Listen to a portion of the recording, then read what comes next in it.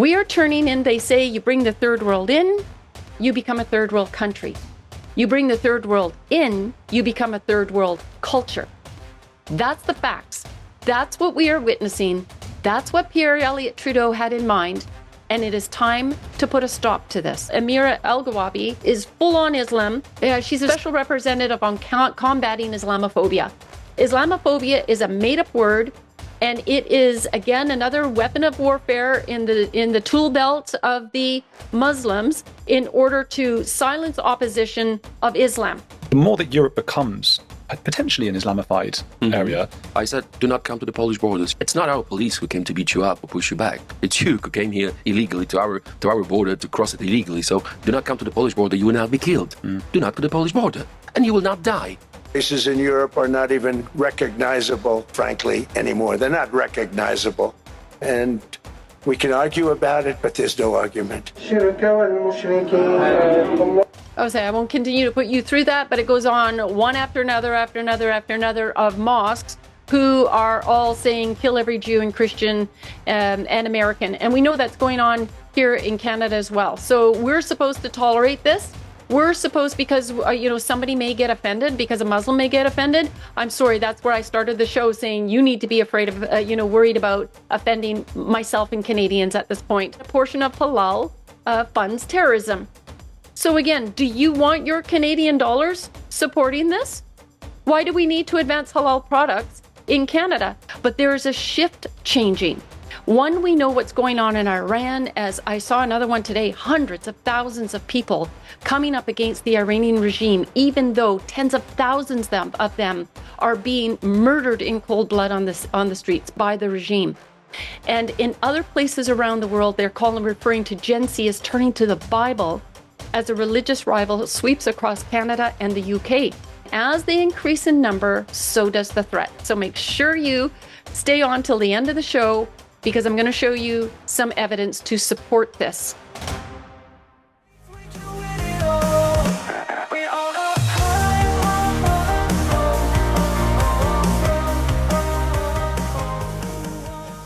Hello and a warm welcome as you join us for tonight's show. If this is your first time here, you've come to the right place, where we are committed to providing information and resources for everyday Canadians. Our guest speaker this evening is our very own Tanya Gaw, and the title of tonight's show is Islam, a Threat to National Security. It's January 28th, 2026, and this is the Empower Hour. It's always a pleasure to introduce you to Tanya Gaw, the founder and leader of Action for Canada. For over 10 years now, Tanya has been focusing on faith, family, and freedom. And she and the Action for Canada team are always hard at work bringing awareness to the many critical issues facing our nation. I think you'll agree that it's always a special treat to have Tanya as our guest speaker, as she shares information, insights, and personal experiences with us. Will you all please help me welcome Tanya Gaw. Hello, Tanya. Hi, Heather. Thank you for that introduction, and thanks for filling our viewers in on the upcoming events. I'm excited about those, especially the Education Summit this week. It's my very own church, and they have taken the steps to have an education system within the church, and I really commend them for that. We've been calling on churches and pastors to do this nationwide, and there's some very, very incredible organizations that are behind that and assisting them, and that is available to churches nationwide as well. If they have an interest and they just don't know where to begin, get in touch with us, and you can also go to our homeschool page. All right, so tonight's topic is not a light one. Action for Canada has been reporting on the threat of the rise of Islam in Canada for many years, for nearly a decade, and I haven't done a show on this in a while, but I felt that with the escalation of what's going on, not only in Canada, but around the world, that it was important to address this. I'm very happy to see that even on social media and other platforms, that you can see that citizens are really waking up. It is not something that we can any longer ignore and say that it's not happening here. And by the end of this presentation tonight, you're going to be concerned. You're going to be very, very concerned about what is going on in Canada. But we are at a crossroads. And this is an opportunity for us to turn this around. And we have a short window to do that. So I am hoping that you will feel motivated to get involved. I'm going to once again promote Action for Canada chapters, that you would reach out to one of our chapters, go to our website. On our homepage, there's information about our chapters and how you can connect. But I'm also going to encourage Canadians that they would consider stepping up as an Action for Canada leader within your community, because you will see tonight that we need to mobilize, and that we need to do this en masse across this country in order to save this country for our future generations. And when you take a look at Europe and the UK, it is undeniable that the threat is real, and that it's not racist, and it's not homophobic, and it's not whatever else they want to throw at us in order to silence us, so that this global agenda to use mass migration as a weapon of warfare to destroy our democracies.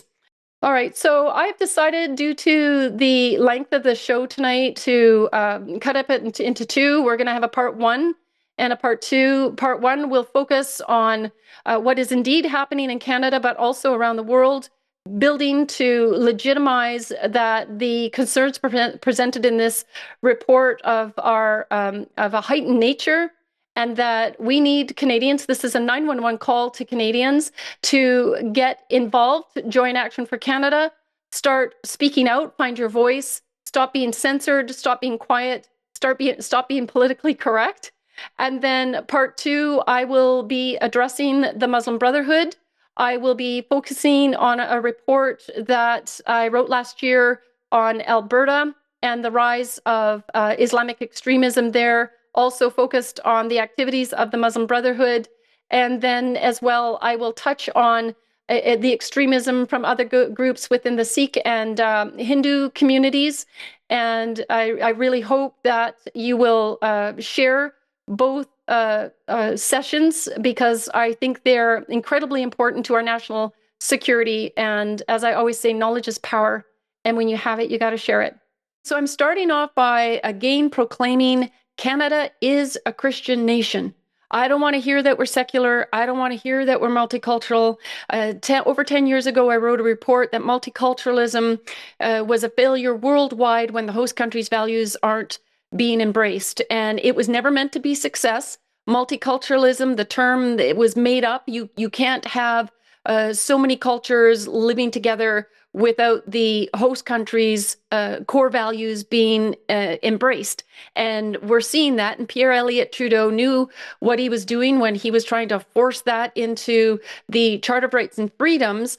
But what a lot of Canadians don't understand about the Charter of Rights and Freedoms, that the preamble, and I know I've said this before in the past, but I keep saying if we repeat a truth often enough, it becomes everybody's truth again, instead of listening to the lies that, oh, we're a multicultural nation. No, we're a nation with many cultures, and there's a massive difference between that. So that means a nation with many cultures means that the people that are moving to Canada, that are choosing to come here and immigrate, that they must integrate and assimilate. And they have taken away the Bible from being the book that immigrants take their oath on. You can use a Quran now or whatever you choose, and that's not good. And the 56 Islamic majority in other countries, they're holding true and fast to their radical belief systems. Their people are living under oppression. And so we're supposed to forfeit our rights because we're afraid of hurting somebody's feelings or offending them. And I'm like, I am done, like so many Canadians are, and I'm not worried about offending anybody anymore. They need to be worried about offending us, because the voice is rising around the world in Western European Christian nations where they are fed up with immigration, mass immigration from, and we're talking about foreigners from countries who come from very, very different belief systems and who are coming here and refusing to embrace our nation's principles that are founded on Christian biblical principles. And these worlds are clashing. This is not racism, this is a culture war. And the sooner that Canadians wake up from this military-style psychological warfare, the better. Rise up, patriots. You have a reason to embrace what our fathers of Confederation gifted us with, and what many, many soldiers have died for to protect our rights and freedoms. And let me tell you, Islam does not stand for democracy. It does not stand for freedom or free thinking. It is an all-encompassing socio-political military system. And it, as you can see everywhere around the world and in the Islamic countries, where it's controlling everything and everyone. And I don't want any part of that in Canada, and we need to shut it down. So please look up on our website that Canada is a Christian nation. You can even go in the search if you want to find this. Take our PDF, please, and start lobbying government. Start your local community, your school boards, your mayors and city councils, your MPs and your MLAs or MPPs. Even, you know what? Print off 1,000 of them and start going around your neighborhood and putting them in people's mailboxes. Help educate Canadians. Help educate immigrants, because immigrants who are coming here and transplanting their failed foreign systems of belief and political systems are going to lose the freedoms that we offered them when they came here, because those systems have proven that they don't work. All right, I'm going to open up with Ezekiel 33, 1-9.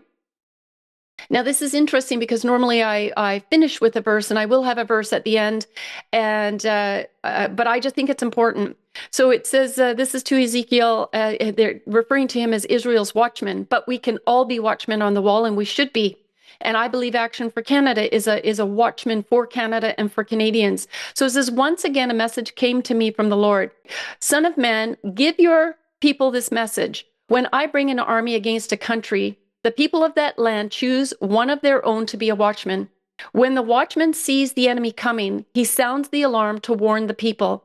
Then, if those who hear the alarm refuse to take action, it is their own fault if they die.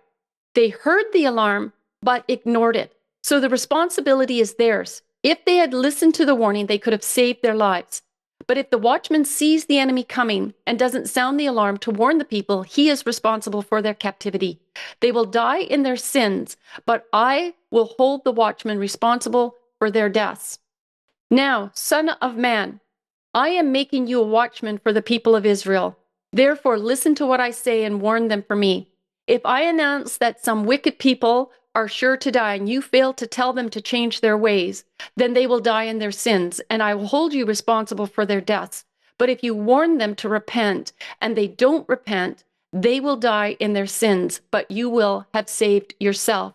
Now, the reason that this verse is so critically important tonight is because we're not only warning Canadians and saying, look, there is a danger that has come into our land, and that we have a responsibility to do something about it and take action.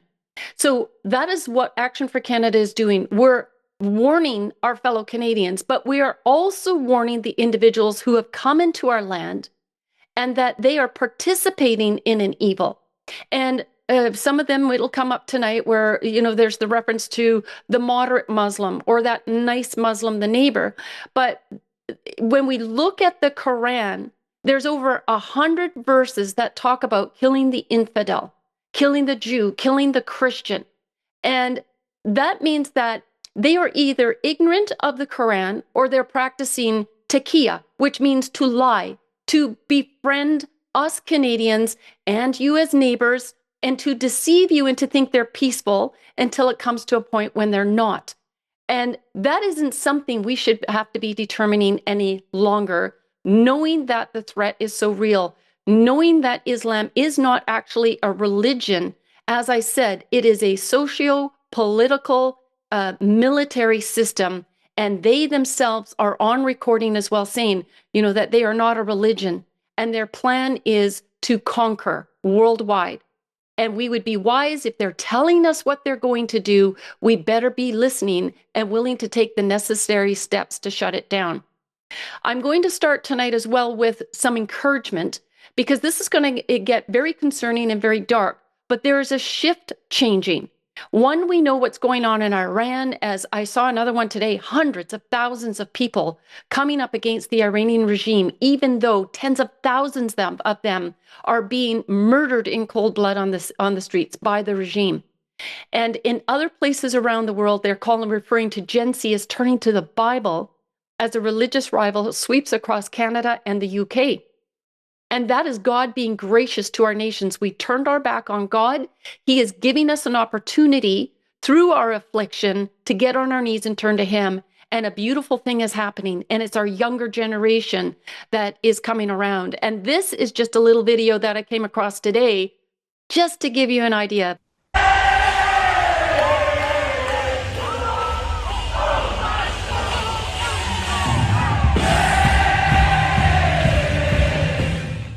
This is what's happening on university campuses across America. And we've always seen what is happening in America comes as a wave into Canada. So I pray for that.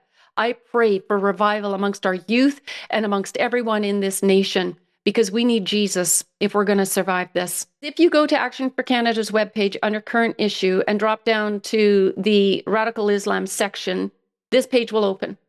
But at the top of the page is this link for hope and inspiration. And this, if there are Muslims that are coming to watch this show tonight, I want you to click on that link, because you're being lied to and you're being deceived. And if you look in the Quran, you know that the Quran states that Allah is the great deceiver. And in the Bible, the great deceiver is referred to as the devil. And so you are being deceived by a false God, by a false so-called religion. And the Bible very clearly says in John 3:16 that for God so loved the world that He gave His only Son, that whoever believes in Him shall not perish but have eternal life. For God did not send His Son into the world to condemn the world, but to save the world through Him. And your false God, Allah, and your book, the Quran, which is a lying, deceitful book, it teaches that Jesus is a mere prophet. And therefore, Muslims will never receive salvation, because they have believed that Jesus was only a prophet instead of the Son of God. And that is key to your salvation. I ask that, that you would read the Bible, read the Quran, what it says about Jesus, and compare the two. Your salvation relies on Jesus Christ as the Son of God. So I encourage you to come to this page and hear the testimony of former Muslims. Pray the prayer of salvation. Listen to the Jesus film. It's in over 2,000 languages. And then there is other resources on this page for you as you search this out in your own heart. Okay, so let's get to business. This is a 2021 census in Canada of the Muslim population, which was nearly 1.8 million. And you can imagine that with the mass migration that the Liberal parties have implemented, that this number is very likely has doubled by 2026. Because Muslims are not the only concern in Canada as far as extremism is concerned or a threat to our democracy. I have a number here that says the Sikhs were, in 2021, same census, were 2.1% of the population, 771,000, and Hindus were 2.3% of the population at 828,000. Now, we can be fairly confident that both of those numbers have also probably doubled, which is meaning that when Canadians look around, they no longer recognize Canada or their communities. They can't understand the language that's being spoken because none of these people are being expected to integrate and assimilate. They can now come here, they can build their little pods and function within their communities. We know that Richmond in British Columbia, many, many years ago, the Chinese started to move here. Signage is in Chinese. You can go there and you can't understand what people are saying. And rightfully so, Canadians are becoming a little bitter about this. They're a little upset. And that, if we were to go into one of their nations and pull this there, we wouldn't be permitted to do this, right? Because this is a targeted attack against Western democracies and our Christianity. And so they have to wipe out Christianity. This is population replacement. So I would encourage you to go onto our website, look at the report that I've provided leading up to this show, and understand I explain here that Europe and the UK stands as stark warnings. It is reported that once Islam reaches about 10% of population, Muslim communities ramp up lawlessness, example, protests and unrest. Now, prior to you all waking up regarding COVID, we were fighting against Al-Quds Day, which is a hate fest that the Muslims are permitted to practice in Canada, and it needs to be shut down and banned. Doug Ford was supposed to ban it. Alberta was supposed to ban it, and no steps have been taken to do this. Okay, so these are the kind of protests. We now see the Palestinians out on the streets with all of their hate fest and their threats towards the Jewish community, their threats towards Canadians, them wanting to burn the American flag and the Canadian flag. And again, the threat is right there in front of our faces. It is very evident that as the population of the Muslims increases, so does all of this rhetoric. And it is not going to get better. This is going to continue to get worse and worse and worse. And we need to, in order to curb this, in order to shut this down, we actually need to shut down every Islamic center, every mosque, every school in this nation, as well as every Hindu and Sikh temple. Now, you will may think, oh my gosh, Tanya, that is so politically incorrect. Again, I know nice Sikhs, I know nice Muslims, I know nice Hindus. This is what your go-to is. It is not about knowing nice individuals. My back neighbor is Sikh. They've been here 30 years. She hardly speaks English, elderly lady, but again, kind. They're leaving for 3 months. She's asked, hey, she came around to my door yesterday and said, hey, would you keep an eye, from the back on our house? And I'm like, absolutely, I will. I have those kind of nice people in my neighborhood too. But the problem is when the rubber hits the road, they are going to, like the fact that they're going back to India, I believe it's Pakistan, for 3 months, means that there is a deep-rooted loyalty within these people. And we see it within their communities as the Sikhs are coming out with their swords and their blue costumes, and they're at war with the Hindus. The Hindus are at war with the Sikhs on our streets. It has nothing to do with nice Sikhs, Hindus, or Muslims that may be living in Canada. It has to do with a cultural divide. Not all cultures are equal. Canadian culture, Christian Western European cultures have always been far superior than any of these other cultures. And it is evident when you go to their countries. Would any of you want to move to one of the nations that practice Sikhism, Hinduism, or Islamism? I could have brought up so many links tonight that would show you in India, over 300 churches have been burned down. Christians are being burned alive. They are being persecuted. In Pakistan and Islamic nations, the same thing is happening. I'll have a link that I'll be bringing up. Some of the most dangerous countries in the world are where all of these different cultures coming into Canada are from. And as they increase in number, so does the threat. So make sure you stay on till the end of the show, because I'm going to show you some evidence to support this. And it is okay for Canadians to be patriotic, to be loyal to their country, loyal for the future of these nations. And in so doing, you are actually showing a kindness to the immigrants that came here to find refuge, to enjoy freedom and prosperity. We are turning in, they say, you bring the third world in, you become a third world country. You bring the third world in, you become a third world culture. That's the facts. That's what we are witnessing. That's what Pierre Elliott Trudeau had in mind. And it is time to put a stop to this. This is a editorial from All Israel News. It says, the face of terrorism is entering a new and dangerous era. The world is at risk of being blindsided. When you go into this article, well, how is it that all of these nationalities, all of these cultures are able to come in to our Western nations and advance? It is because it has been politically profitable for people who are running for office. So if you want the Muslim vote, you are going to come out saying you will support Islamophobia policy. If you want the Sikh vote, you will come out supporting, Khalistani causes, and so on with the Hindus and the Buddhists and the Chinese and whoever, happens to be in a community where they are becoming the majority, because they seem to grow their little tribes. And then you have to have, a Sikh that's going to be running in that community from the Conservative Party or the Liberal Party or the NDP Party. So it is profitable to get people elected. And then there is also big money involved in funding elected or candidates and people of interest, for instance, within the Muslim community. And I believe I'm going to be covering that somewhere in the report. So this is a massive danger nationwide, and this is why I've always said foreigners. And when I'm referring to foreigners, I am not referring to immigrants that are from European nations or other countries that embrace our freedoms and democracy and our values based on Christian principles.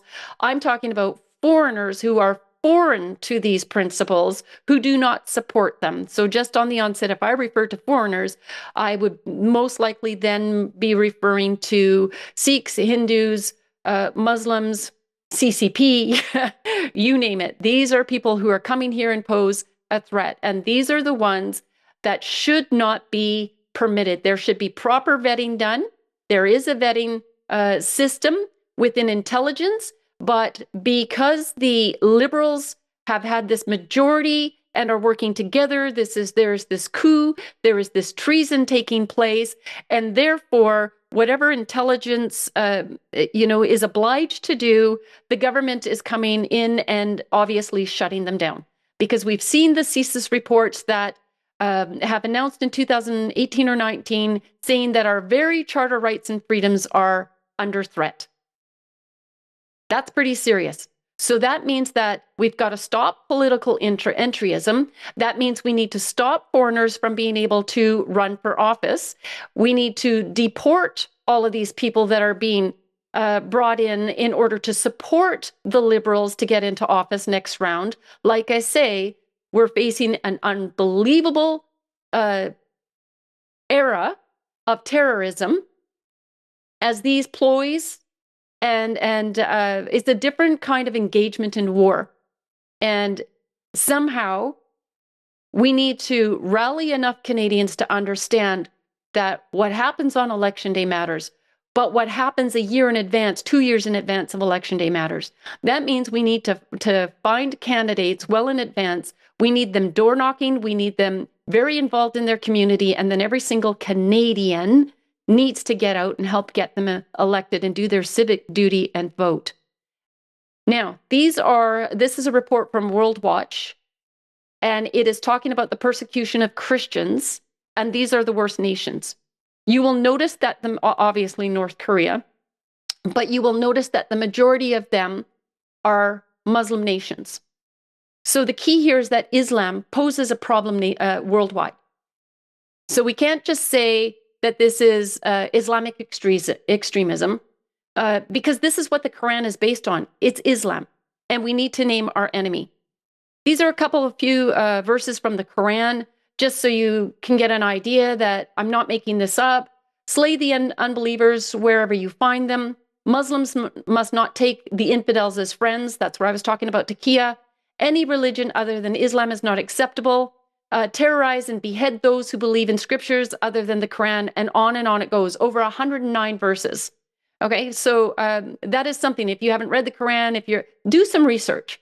Okay, challenge if you have this wonderful, nice Muslim friend, ask them why they're being silent. Why are they willing to bring Islam into Canada and override and bring Sharia into Canada and practice Sharia, which is Islamic law? Why are they willing to do this? Why are they here when they have 56 Islamic majority countries? Now, Britain is proof. I can't get into this article. I was prior, but Britain is proof. Globalists plan to use migrants as a mercenary army against the West. Can you see how this is happening?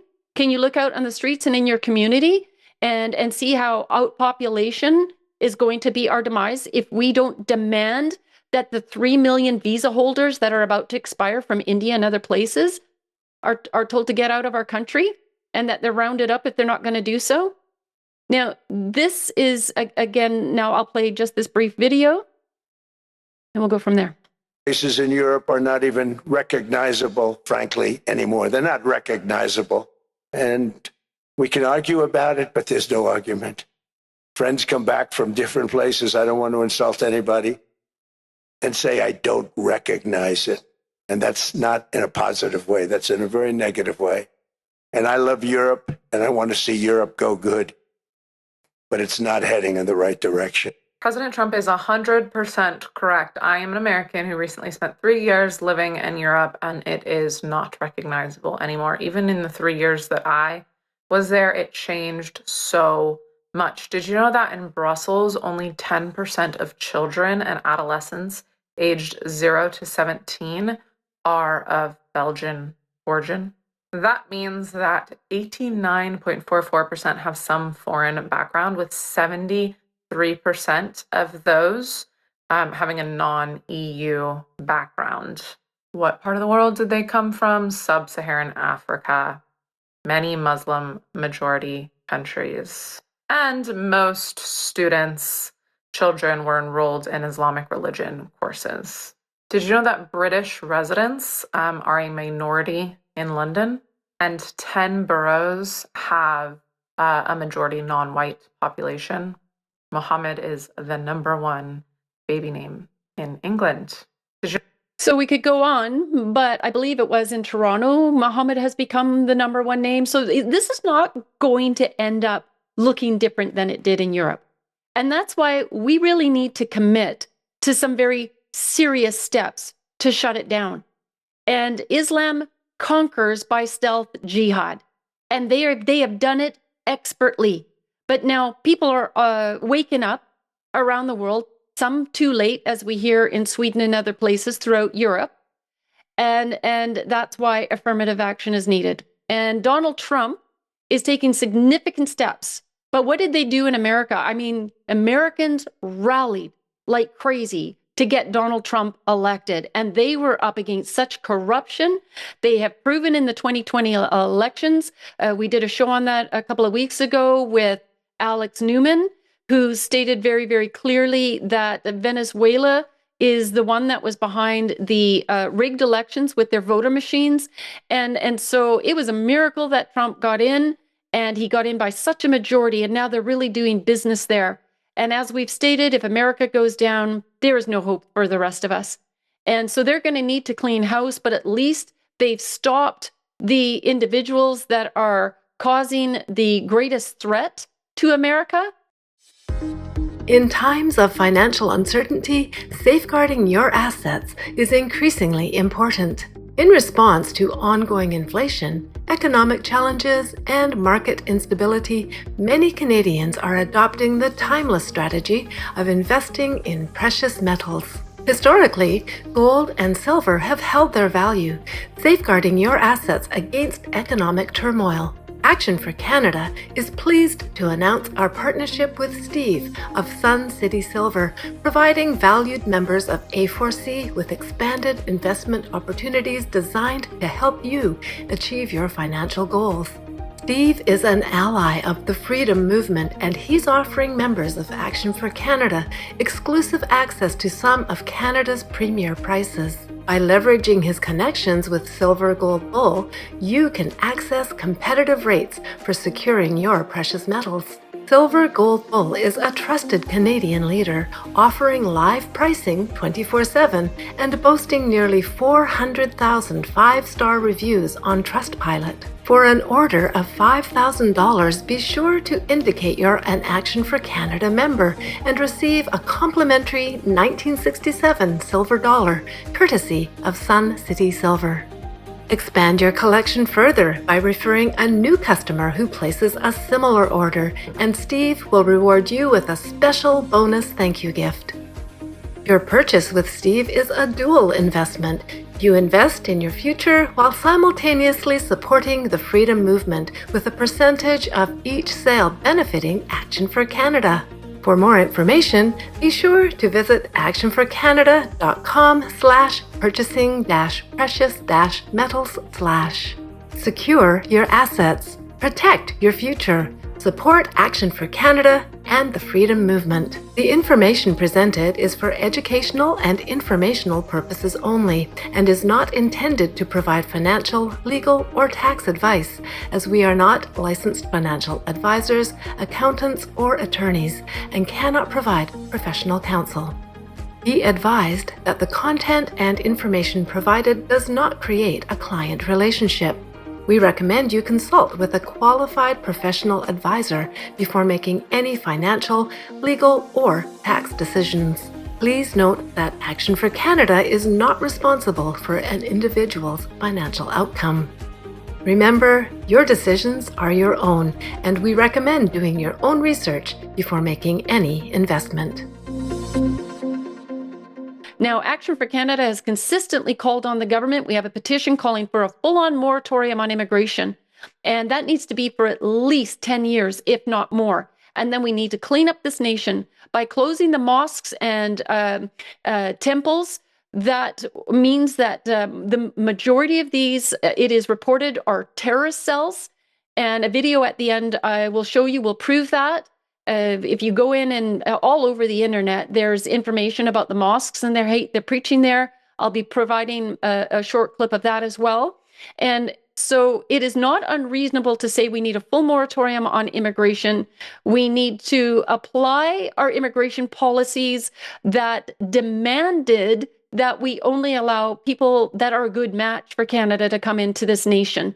The 56 Islamic majority countries are not bringing in the Palestinians or the so-called refugees. They have all, channeled them into the Western European nations by design. Now, this is one of the leaders in Poland. I'm going to play this for a few minutes because it is incredible. These are the kind of leaders that are protecting their countries. They've never had an Islamic terrorist attack in Poland because of the steps they're saying. They're just saying no to Islam because they know it's a political military system that wants to come in and dominate and take over Poland and every other country. So just take a listen for a moment. From a Polish perspective as well, the more that Europe becomes potentially an Islamified area, that's going to be right on Poland's doorstep. So is that another reason why Poles have to worry? Of course. I think it's better to prevent. Yeah. Yeah. So this is what I do, to be honest. That's why I was very clear about our policy during our 2 terms government. I said, do not come to the Polish borders. You will not be pushed back because they were so upset about pushbacks that someone is pushed back. It's not our police who came to beat you up or push you back. It's you who came here illegally to our border to cross it illegally. So do not come to the Polish border. You will not be killed. Do not to the Polish border, and you will not die. How simple is that? No one will, no one is forcing you to do it illegally. If you want to join our society for some time, contribute, respect our language, our culture, our everything, you can ask for a permission. If we decide, if our interior minister will decide that you are needed for some time to our society, to our system, you will stay for some time. If not, you will not. So, it's better to prevent. As I said, Poland is still the only country without terror attack. I don't want to keep it that way. We're going to end up with, because I'm quite negative. I know you feel with the Tommy stuff that there's going to be a rise and a bit of a change. I feel like unless something really changes, then maybe in 30... It's a process. It's not like one event will change reality. No. You need a series of events. You have to build your own confidence as a conservative, as a patriot, whatever you want to call this group of people. I think they are patriots, and even if they are not conservative, they have certainly enough. A patriot, yeah. There you go. I love this country. Yes. So there are differences, political differences, but patriotism has no colors. I mean, if you're a patriot, you're a patriot. You can be, you can believe in low taxes and can be a patriot, and you don't care about taxes, and you're still patriot, right? There are differences, obviously. So the time of patriots will come soon, but it is a process. What I mean by that is, when we had this terrible communism in Poland for so many years, the process was started by solidarity. Movement was growing up to 10 million people. Then we had, obviously, John Paul II, who supported us very much so. He inspired us. Obviously, we had Ronald Reagan, who was very supportive. But communism wasn't easy. Berlin Wall wasn't easy to tear this down. So what you need series of events. So I just want to encourage you. It's called Poland Will Save Europe, but Sweden is gone. They go on. It's 8 or 9 minutes. I would encourage you to look it up and listen to it. But listen to what it is that he's saying. He's giving you the key to overturn this. It's patriotism, and it is a movement. And Action for Canada is a national movement. We're providing the strategy. We're providing the resources. We're providing the opportunity for you to become a chapter leader and mobilize your community to take back your community, one city, one town at a time. And we need to lobby government. We need to apply pressure. Now, Action for Canada from other organizations didn't get a ton of support in the Bill C-9 call to action campaign based on the coronation oath to the Attorney General. I'm talking about from other organizations, but we got a ton of support from our members because they're educated. They understand how important it is and how important the coronation oath, where the king swore, and you know how we feel about King Charles. I believe he's a globalist, but he still swore an oath that the Commonwealth countries must be governed by Protestant Christian biblical principles. And that is the key to our success. That will overturn all of these bad policies, but we need people helping us, educating the elected officials, and then putting forward legal actions to overturn all of the illegal bills that Justin Trudeau and his cronies and Carney is backing for the last 10 and a half years. All right, we need to organize, we need to mobilize, but education is so key to having a victory, and we need your help on that. And so Poland, I have so much respect for Poland and Hungary, and we know Mile, and we're seeing what's going on in Italy. Great crisis in Italy because of the Muslim invasion as well. And so finally, these elected officials are getting into office that want to overturn it, but it's making it so much harder because the longer that we wait in order to overturn this, the harder it's going to get for us. This is a 911 presentation tonight for Canadians to stand up. Now, Geert Wilders in the Netherlands, he got a majority in the last election. They still have a funny system there when they need to coordinate and align with other parties in order to get things done. But he has been saying forever that he wants to shut down Islam in the Netherlands. This is not politically incorrect to say this. This is wisdom. This is smart, and it's necessary. He stated, it is not global warming that is threatening the world. It is global Islam. In the Rare Foundation article, it says, Italy, the party of Muslims goes public. Islamic preachers call for political power at the polls. All right, so this is the danger, is that they're coming into Western nations. They are fraudulently calling themselves a religion and trying to advance based on their so-called human rights and their religious rights. Now, again, knowledge is power, and for lack of knowledge, the Bible says people will perish. But what we have to understand about the freedom of religion in the Charter of Rights and Freedoms, it was to keep the government out of the business of the church. It was not to allow false religions, false gods to come into Canada and to set up their pods and advance. All right. It was very, very clear that when the Queen signed the Charter of Rights and Freedoms, she had also signed the coronation oath, which means that she could not have signed the Charter of Rights and Freedoms if it was in violation of the Protestant Christian faith. And that's why the preamble that says that Canada is founded on the supremacy of God and the rule of law, that colon means that everything else that follows must rely and must follow the guidelines of the supremacy of God based on biblical principles and the rule of law, which again is founded on biblical principles. So these these people and the mosques, they have this is it right here, the muslimvote.ca, which we paid like $12,000 through the Liberal government. Justin Trudeau, with all his pandering to the Muslims, ends up putting this get out to vote. And so on the muslimsvote.ca, they are very, very strategic in wanting to get their people into office, because now I will start unfolding the meat and potatoes of what's happening in Canada at the hands of the Islamists, because they are so organized and coordinated. So when they get into office and into positions of authority, so this individual, Amira El-Gawabi, is full-on Islam. She is using her position. Justin Trudeau had put her into the position.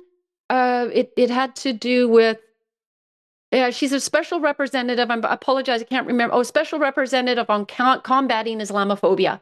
Islamophobia is a made-up word, and it is, again, another weapon of warfare in the tool belt of the Muslims in order to silence opposition of Islam. And Islam is open. for opposition. They want to stop all the violence, and maybe we won't be critical of it. That's never going to happen. It has never happened in history.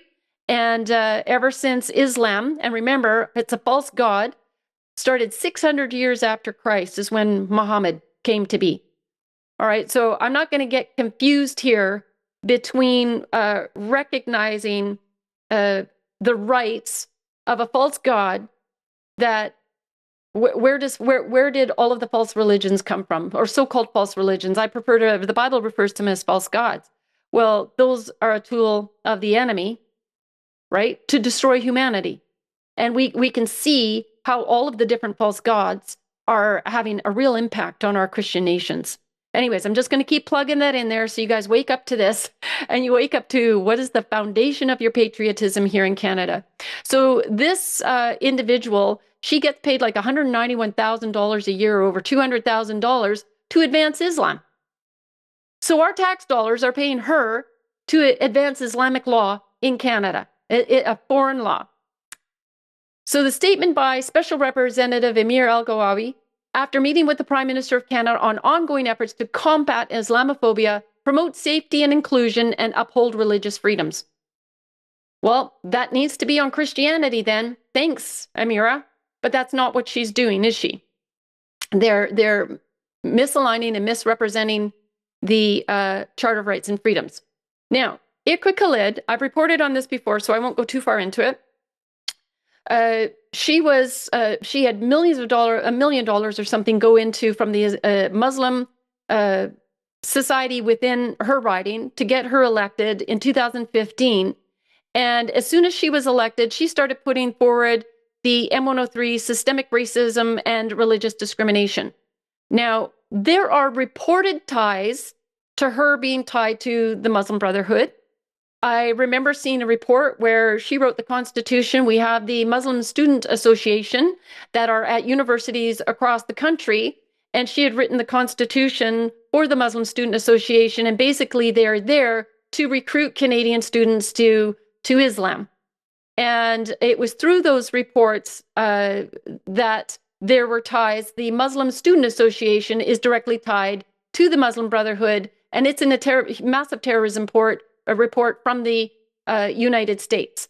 And so we've got this information. It's all there. Intelligence has it. The liberal government has this information, and yet all of these people are still operating, and they're still trying to advance Motion M103. Now that is Ken Hardy. He's not been a Liberal candidate. He stepped down last year in my riding. And I was writing him during the M103 because I was in a panic saying, Motion M103, it's a fake, it's a fraud. We can't allow this. This is part of Islamic law. There were many Canadians that were rallying and very upset about this. And his response to me was, I have a number of issues with M103 and am inclined not to support it, in part for the reasons that I've noted, okay? My guess is that many or most of my colleagues on all sides of the House will be swept up in the emotion of what happened in Quebec City. It is possible that everyone in the House, when the vote comes up, may say yes. This is one of those tricky things for an individual MP, and an alternative I may have to consider is to abstain by simply finding somewhere else to be. He says, goes on to say, in addition, we don't single out a specific group. He goes, I have a fundamental problem with the term Islamophobia. Strictly defined, it means fear of Islam. And in my mind, it is impossible to legislate against fear. And yet, what happened was, there was the, you may have remembered in 2017 on January 29th, tomorrow's date is the anniversary, is that there was an attack against a mosque, and it says it was a lone gunman, and it was a young Caucasian young man who came in and started shooting in this mosque. But the problem is, it was the Motion M103 was not getting the support that it wanted to, and that's why after the mosque shooting, Mr. Party ends up saying, my colleagues on all sides of the House will be swept up in the emotion of what happened in the Quebec City mosque. So what do you think happened? Is that they voted in favor of Motion 103. So it was very suspect as to who was actually behind this mosque shooting. It was, some say, convenient right before Motion M103. Now, it's not a binding motion, but the Muslims, because it can't go into law, because you can't legislate against fear. We have a reasonable fear of Islam to the point where we need it to be shut down. And so every year, Canadians are asked to mark this date now as a national. Oh, this is from Elaine. She's such a great writer. I'm sorry. National. I know I have it here. The day Canada celebrates she says, the advancement of Sharia. And so what's happening right now is the National Council of Canadian Muslims, the NCCM, and all these other MAC and other Muslim groups are coming together and wanting everybody to light everything up in green. So you'll see Quebec City legislature right now is lit up in green in memory of the Muslims' International Day to Combat Islamophobia. Do you see how all of this has strategically worked together? Politicians and labor unions are all getting on board with this. And so now January 29th is supposed to serve, as a day, another day incrementally to elevate the Muslims in Canada.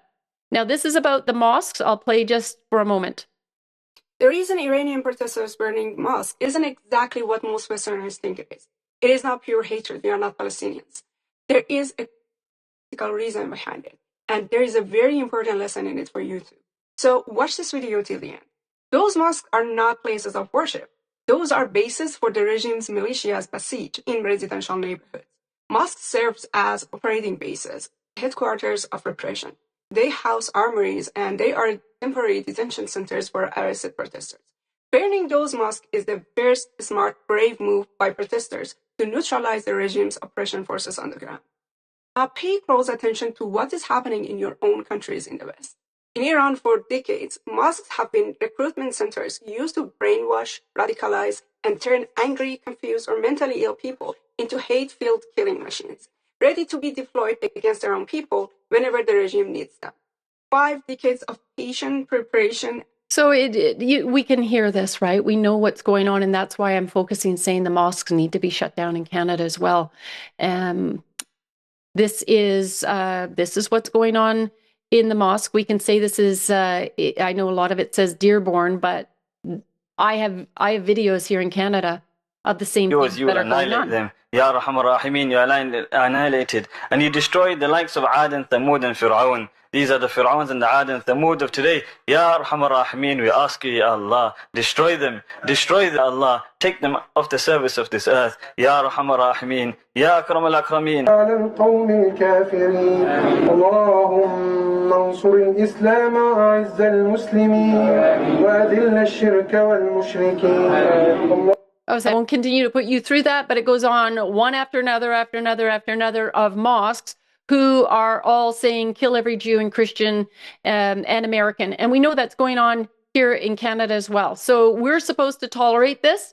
We're supposed, because, somebody may get offended, because a Muslim may get offended. I'm sorry, that's where I started the show saying you need to be afraid of, worried about offending myself and Canadians at this point, because we're on to you. We don't like what we see. We care about the future for our nation. This is not an Islamic nation. It will never be an Islamic nation. And we're going to be putting a stop to this. A Muslim chaplain, if you remember on Veterans Day, pastors aren't allowed to pray in the military anymore. But a Muslim chaplain of the Canadian Army was talking about beating your wife, but keep it private. Is that what we want replaced in our military? I've also got a friend who's a veteran, and he gets updates, from the military, and they're now serving halal meat in the Canadian military. I'll be talking about halal in a minute as well. Is this what you want in your Canadian military? Then there is no longer an option to be silent. Here we go. We're going to start digging in even deeper. Manitoba just launched an anti-Islamophobia action plan. So what does that look like? They want to provide a place for Muslims, and this is I believe it was the NCCM who have been lobbying. Lobby. It's a powerful thing. Lobby the government, can provide, apply pressure, maybe make some promises. Who knows what's going on in the background there? It says, provide a place for Muslims to pray daily in school without the need for the standard permission from the school board that Christians need. Make a Muslim culture part of the curriculum. No, Muslim culture has nothing to do with Canadian culture. Christmas is not currently allowed in public schools, but celebrate Muslim-specific holidays. They'd want Eid, Ramadan, hire Muslim staff in public schools, allow Arabic text in public schools. I'm going to show you some Arabic text in a moment. Bring in outside Muslim organizations into the public schools, like the NCCM or MAC, for instance. We'll be talking about them in a moment. Send additional invitations that other parents would not receive to the Muslim community to participate in parent council meetings and continue to give the minimum notice to everyone else. Well, I certainly don't want this going on in Canada. This is against our laws. This is against our education. In the Supreme Court of Canada has only, in a Supreme Court ruling, has only recognized Christianity and Catholicism in education. Why are we allowing this to go on? Okay, because they convinced you that we're a secular nation. So what are you going to fight for? They convinced you that we're multiculturalism, which gives them the right to do this, which it's not. It says that we may have people from different cultures living here, but it doesn't allow them to advance their own cultures. We got to put a stop to this. And we're certainly not a post-national state with no core identity. No communism here, please. No Marxism. And this alignment, we've had enough of it. In the Manitoba website, it talks about recognize and celebrate by highlighting Muslim identities and histories in school culture. Why? This isn't part of Canadian culture. I don't care if they, came here 50 years ago or when the first mosque was set up. This country is not an Islamic nation. The Quran and Islam have nothing to do with our education, and I don't want any of our kids exposed to it.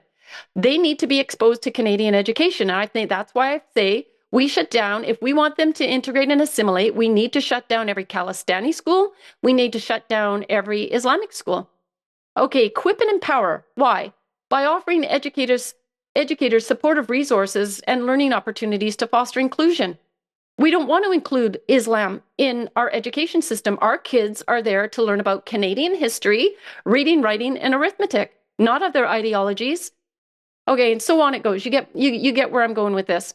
Okay, so this is a report that I have not made public, and it is, I believe, 138 pages long. I'm not going to really hold up the front of it, but it's big. And we've got an Islamic school here in British Columbia.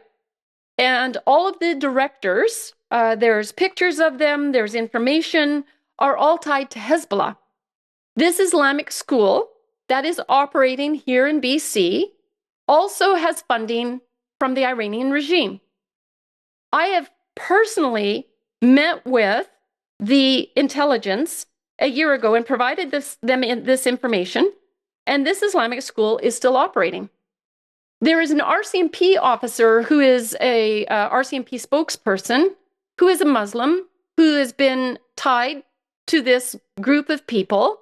And whenever a complaint is filed, it seems that the school or these individuals know before anybody else. So this is, again, a reason why these people should also not be permitted to be in our RCMP or military. These people need to be removed. And I don't know if you remember in October, I believe it was, of 2024, I just emailed the new Surrey Police Department again for an update because they're kind of shutting me out on this. But there was two Sikhs there was a big Sikh event going on in the streets of Surrey. Everything was blocked. And these two Sikhs, dressed in their new Surrey police uniforms with their turbans on, are doing a sword fight in the streets, a Khalistani sword fight. And whether it was just mock or, for the excitement of the crowd to entertain them, I don't want you on the police force because I don't feel good about you, showing up at my door, knowing that you're supporting this kind of behavior. You should be here completely loyal and representing Canadians. All Canadians equally. And that's why the police are not to be political. And that was a political action. All right. The reason I brought this up, it's in the report, because this was a resource for the children. This was in a children's book for teaching in the classroom. And if you can't make this out, all right, these are Islamic fighters here on the left. And then they were supposed to write a report about who their heroes were. And this young man has grenades with a Islamic flag flying and grenades strapped to his waist. I don't know about you, but if I was the police and saw this report, I'd be doing everything in my power to shut this Islamic center down. I don't think we're talking about they are radicalizing children in Canada. And here is a report from Global News, May of last year, says the number of terrorism charges laid in Canada jumped 488% last year amid rising youth radicalization. The RCMP wrote to the Public Safety Minister. Then why didn't the RCMP do something about this? Why hasn't this school been shut down? What is going on? Oh, I'll only put you through 1 second of this. You know this. These are Muslim values. These are Canadian values. No, we all know that. We all know that Muslim values are not Canadian values. They're proving it. They're not Western values. Islam and the West have never been able to coexist because of the radical, violent underpinning of Islam. And so Mark Carney, Justin Trudeau was in a meeting with Pierre Poilievre, one of my contacts, and the Prince of Iran, and it was regarding designating the IRGC as a terrorist organization. And when the Prince of Trudeau was said like the IRGC need to be designated as a terrorist group, and he was worried about how that would financially affect Canada. All right, there's big money coming from Iran, Qatar, and all of these other places into Canada. I would rather live the way Canada was 30 years ago. We were so prosperous. We didn't need Islamic money in order to be prosperous here. We've got all these natural resources just waiting to be pumped out of the ground to help us make money. But oh, no. Carney and Trudeau are shutting it all down. There's power, there's control, there's these certain allies, the communists. Remember, we talked about the Red-Green Access Alliance, which is the communists and the Muslims joining arm in arm, locking arm in arm, and just vying for position, and Mark Carney is in on that. And then the Canadian Muslim community had sent Carney an email as soon as he got in. We write to you on behalf of the Canadian Muslim community, deeply invested in the future of our country, get that, and the protection of our values. You know what they're saying when they say our values. The challenges facing Canada today demand leadership rooted in moral courage and a firm commitment to justice. Your entry into politics comes at a critical time, one where Canadians are frustrated with the failed policies of Justin Trudeau's government, particularly concerning issues of human rights, justice, and civil liberties. Are you kidding me? Justin Trudeau did everything to advance Islam in this country. He allowed the Motion M103. He opened the doors to Islam. He prioritized trying to bring Palestinians in, and on and on and on it goes. And again, they bring up this word. They think that it will have some sort of emotional effect right now, but it doesn't anymore. Canadians are fed up hearing something has fostered Islamophobic rhetoric. Okay, anti-Muslim and anti-Palestinian hate. No, we are critical of these groups because they are causing chaos and violence in our streets. The Muslims know that, but this is the way that they're framing it. So this is a little image that we had created a little while ago. Time to wake up. Islamophobia, literally a made-up word. We need Islamo-reality. It leads from stealth jihad, creeping Sharia, victimization, subjugation, slavery, rape, and genocide. And this is the order. So the stealth jihad is well advanced in Canada. Creeping Sharia is here. Halal products. I'll be talking about that in just a minute. And the victimization using our human rights tribunals to try to boohoo. They said I couldn't do prayer at work. Oh, that's just, the worst possible thing that could happen in a Canadian country. If you want that, go to the 56 Islamic majority countries. We shouldn't be making these accommodations for any foreigners. No accommodations for foreigners. They either don't like it here, then they choose not to live here. Now, this is about the Muslim Brotherhood.